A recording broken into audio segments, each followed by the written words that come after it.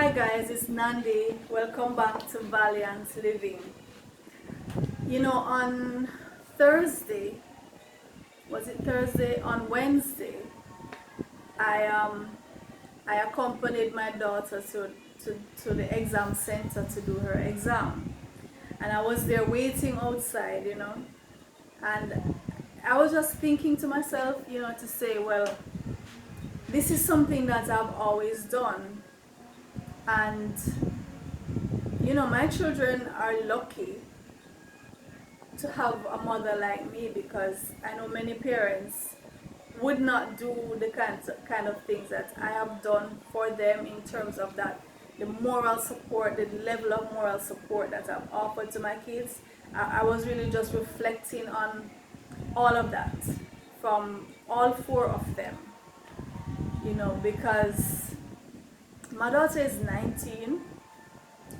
She's going to be 20 in a couple weeks, right? In a couple weeks time. And yeah, so I know many parents would just say, oh, you're grown, you need to find your way to the exam center, and you need to find your way back, right? But I'm thinking of all the things you hear happening around, the dangers, young girls being taken away, taxi men taking them out. I don't allow my children to take the taxi on their own, right? Because many of these taxi men are the same ones kidnapping the children or the young adults. Now, all my children, well, they were homeschooled up to age 12, typically, and then they go off to high school, and all of them have made sure to get the school bus to take them to school and take them back home. Very rarely, when something happened, like the school bus wasn't going to go that day for whatever reason, then they would end up having to take the public transportation. But the safety of my children is very crucial to me, and I made sure that, no matter the sacrifice that was, the financial sacrifice, but I made sure that they had that school bus pick them up right at their gates, take them to school, take them back home.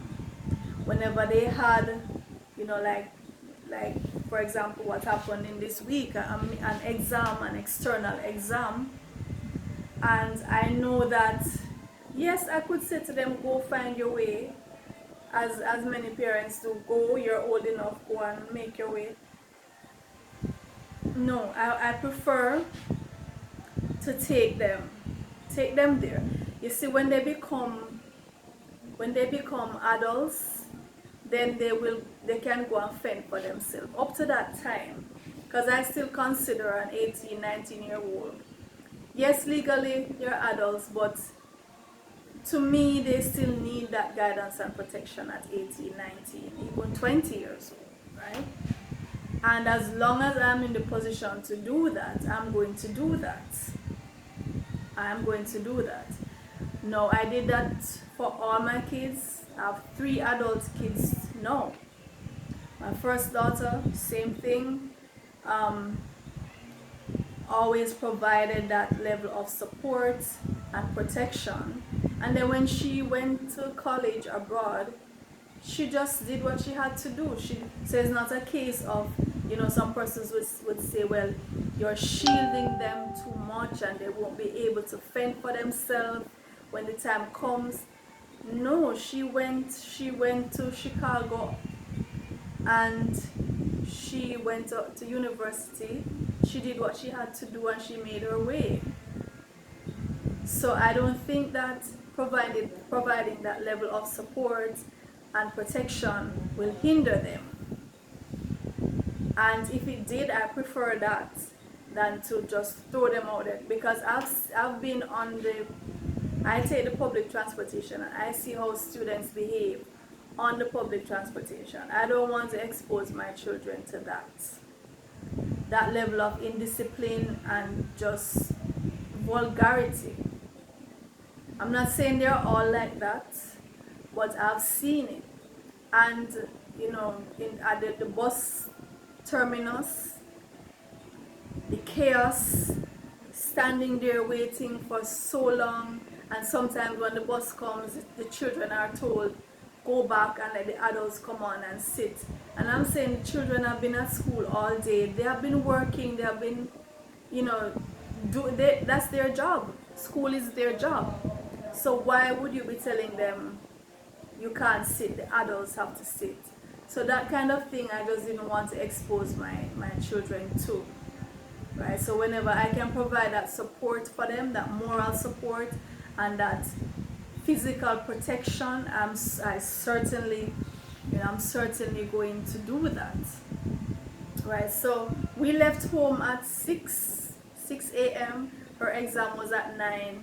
Left home at 6, and I pretty much stayed there the whole day. She had exam at the center, and then we had to leave that, and that was another thing because she was doing one exam as a private student and one exam at her school, and so she had to go to the exam center to do the private exam, and she had just 45 minutes to get to the school to do the other exam. So I wanted to be there to make sure as soon as that finished, we go out, we got a taxi and straight up. Right? I didn't want to leave that to chance, right? So I pretty much spent the entire day there just sitting down, waiting on her to come out of her exams.